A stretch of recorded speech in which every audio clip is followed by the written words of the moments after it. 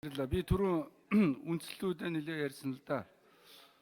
Яг хөгжлийн бодлого төлөвлөлтийн яамтай улс орон хөгжөөд байгаа юм л да. Энэ шин олон газараас туршлага судалж уншиж харсны үндсэн дээр л энэ саналуудыг хэлээд байгаа. Энэ дээр попорж байсан юм бол байхгүй.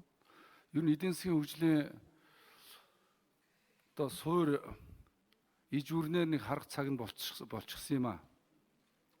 Саяны яриад байгаа манай хүмүүсийн ярьж байгаатай олон зүйлээр санал нэг ба. Тэгэхээр энэ болгоны чинь приоритетээр нь алийн нэгдүгээр тийх үү, алийн хоёрдугаар хийх үү, алийн яг ингээд урт дунд хугацаагаар нь төлөвлөө тэрийг яг нэг хариуцсан байгууллагатай болоё гэж яриад байгаа юм л да. Одоо бол үндэсний хөгжлийн газар гэдэг нэг байгууллага байгаа. Тэр бол яамны доор нэг агентлаг. Үндэсний хөгжлийн бодлогыг нэг агентлаг авч явахгүй л дээ. Энийг бол шадар сайдын хэмжээнд одоо авч явах хэвээр. Улс орнууд ямар улс орн ямар бодлоготой гэдгээс шалтгаалаад энэ шадар сайд гэдэг хүн бол гадаад болгон чухал байдаг юм бол шадар сайд бөгөөд гадаад иргэн сайд. Эдийн засгийн бодлого нь маш чухал байдаг юм бол шадар сайд бөгөөд эдийн засгийн хөгжлийн асуудал хариуцсан шадар сайдч гэдэг юм уу ийм маягаар явдаг. Тэгэхгүй нэг агентлаг нэг яам гээд төлөвлөгөөний комисс гэснээс хойш бид ямар ч төлөвлөлтгүй явсан. Төлөвлөлтгүй яв гэдгийг чинь биднүүст одоо барууныхан орж ир зааж өгсөн шүү дээ. Монгол улс төлөвлөгөөт эдийн засаг гэдэг юмнаас бойл чөлөөт эдийн засаг гэдэг рүүгээ яв. Дураараа дөрөв дун чимгээр жирэг гэдэг юм чи игээд бид ийм замбрааг байдалд орчоод байгаа. Тэгээ энээс чинь болоод өнөөдөр бол ажилгүйдэл ядуур их болж байна. Үйлдвэр аж ахуйн газрууд хин дуртай дураараа үйлдвэр аж ахуйн газар байгуулж байна. Баялгаан бол хин дуртай эзэмшиж байна. Хаа дуртай газараа ухаж байна.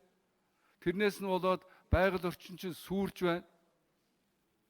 Энэ дээс нь үзээд ингэх юм бол өнөөдөр нийгмийн суур асуудал бол өнөөдөр ард түмэн ажилтаа орлоготой байх ёстой, ард түмэн барилгатай, орон сууцтай байх ёстой, ард түмэн утаагүй нөхцөлд ажиллах ёстой гэдээ ингээд үзэх юм бол ямар үйлдвэр аж ахуйн газар байгаа, ямар чиглэлээр яаж бүсчилж хөгжүүлэх вэ энэ иж бүрнээр ингээд төлөвлөөд үзэх юм бол тэр намын мөрийн хөтөлбөрийн тэр яг энэ том төлөвлөлтөн дээр нь тулгуурлаж хийж үндсэн хуулийн дээр заасан том бодлогынх нь бичиг баримтаар гарч ирсэн яам таны боловсруулсан бодлого дээр нь тулгуурлаж жижиг байна уу том байна уу аль нэгэн нам бол энэ бодлого дээр тулгуурлаж эдийн засгаа хөгжүүлэхгүй бол бид ерөөсөө замбраага алдлаа.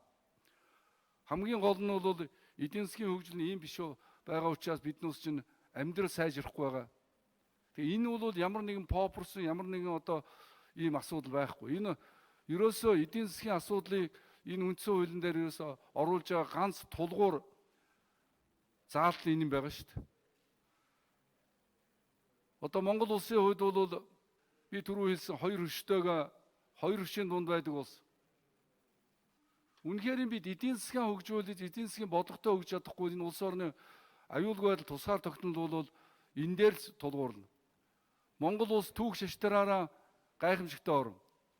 Биднүүсийг эхлээд ардчил зах зээлд орж байхад либерал ардчил байдаг Японы зөвлөхүүд ирж ирсэн. Дараа нь саяхан нэг биднүүсийг чөлөөтэй та нарт одоо либерал ардчлаар яв зах зээлээр явж зааж ирсэн өнөөдөр төлөвлөгөөтэй ажиллагээд бидэнд эргээд ном уншаа явж илээ шүү дээ. Джеймс Бекер та нар ардчлалын баян бүрд гэсэн.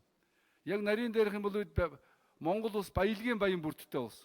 Баялгаа ухаад баян бүрдээ ашиглаж чадахгүй гадна дотныхынд өгж байна.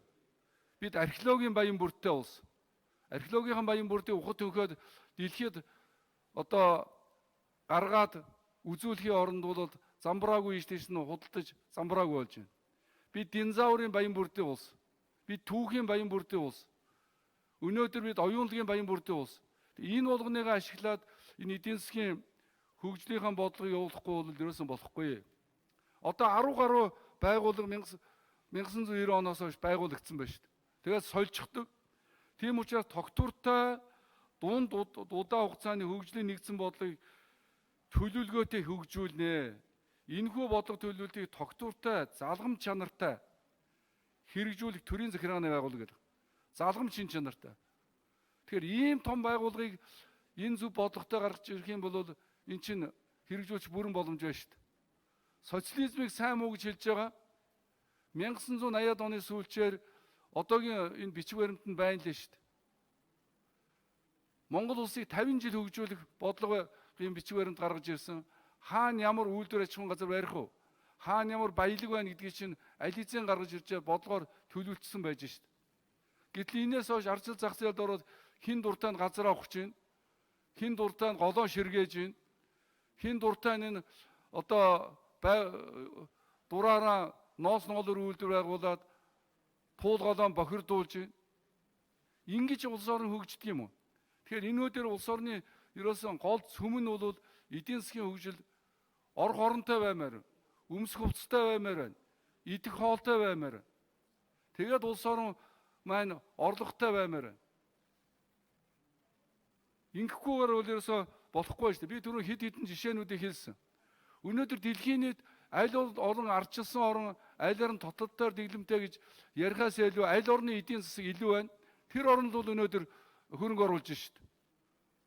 Араби орнуудыг шейхтэй тэгээд одоо тэнд чинь хүний эрх зөрчдөг гэдэг тэнд хамгийн хөрөнгө оруулж байгаа шүү дээ. Коммунист орн гээд хятадыг тэгдэг хамгийн хөрөнгө оруулж байгаа шүү дээ. Гэтэл Монголд өнөөдөр эдийн засгийн нөхцөл байдал ийм байгаа нөхцөлд бол ерөөсөө хөрөнгө оруулагч байхгүй байна. Эдийн засгийн нөхцөл байдал сайжраад ирэх юм бол энэ улс төрчилд дахин ард түмнийгээ худалдан авч Монголын баялгаар хулгай хийж баяжсан 70 жил бүтээн байгуулсан улсын үйлдвэрийн газруудыг хувьчилж аваад баяжаад улс төрд ороод ирж байгаа. Өнөөдөр офшор дансанд мөнгө төгрөгтэй хүмүүс энэ ард түмнийд чинь нөлөөлж улс төржүүлдэг, мөнгөөр жагсуулдаг, хооронд нь үзэлцүүлдэг.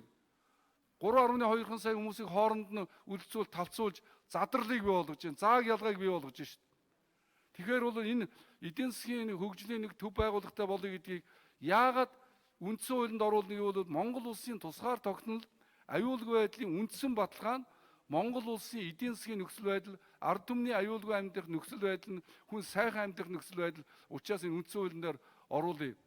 Ингэж байх юм бол энэ тусгаарлагдсан Монгол улс эдийн засгаараа хүчрэг байж чадах юм бол дэлхийн улс орн хөгжиж чадна.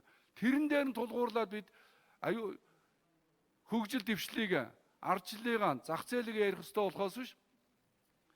Хүний эрх чөлөө юу ч хийж болно гэж хар тамхи татаж болно, хүн алж болно, байгалаа ухаж болно гэд ардчил зах зээл хүний эрх гэдгийн дор дураараа загнуулахыг хэлдэггүй байлгүй.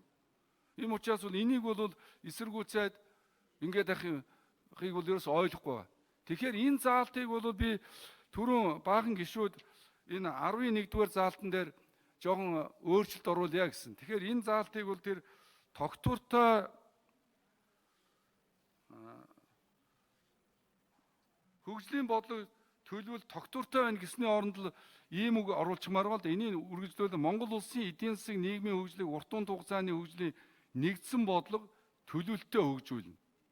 Энэхүү бодлого төлөвлөлтийг тогтвортой, залгам чанартай хэрэгжүүлж төрийн захиргааны төв байгууллагатай байна гэсэн үгийг л тэр тогтвортой төлөвлөлтөд гэсэн үгний оронд дэлгэрүүлээд оруулаад өгчих юм бол би төлөвлөгөөтэй өгчих нэ. Одоо бол урт хугацааны төлөвлөгөө гэж ярьж байгаа. Тэр төлөвлөгөө байгаа мөртлөөсөө бага юм ярьдаг. Яг бодит амьдралдаа энийг чинь зохион байгуулад аваад явчих байгууллага байхгүй шүү. Байгууллага гэж байгаа хамгийн том байгууллага гэж байгаа нь үндэсний хөгжлийн газар нь болохоор нэг агентлаг хэмжээд. Агентлагийн даргадаа удирддаг сайдууд гэж байдаг юм уу? Тийм учраас шадар сайдын хэмжээнд удирдах энэ болгоныг сайд нарын зангидж, хөгжлийнхаа бодлогыг зангидж тэр хэлсэн ярьсан үг нь одоо жинхэнэ хэрэгжиж явдаг ийм байгууллагатай болох үүднээс л энийг чинь оруулчихъя. Ийм захиргааны байгууллагатай болчихъя гэдэг эсэргүүцээд тэгээ энэ хэдэн хуульч чинь бол ерөөсө хуулийн юм яриад байдаг болохоос чинь хууль чухал болсон ч гэсэн эдийн засгийн нөхцөл байдлаар хичнээн хууль, хичнээн гоё юм яриад ард түмэн чинь амьдрал нь сайн байх юм биш юм бол юу яриад ямар ч хэрэг байхгүй шүү дээ. Тэгэхээр хүмүүсийн амьдралыг сайжруулахын тулд ийм захиргаатай болгоё, зангидж өгье гэж юм яриад байхад энийг ойлгохгүй, ойлгосон чиг буруугаар энийг л заалтыг дараагийн 3 дугаар хэлцүүлээ оруулж ярьж би гуйгаад байгаа маа. Баярлалаа. За эрхэм гишүүн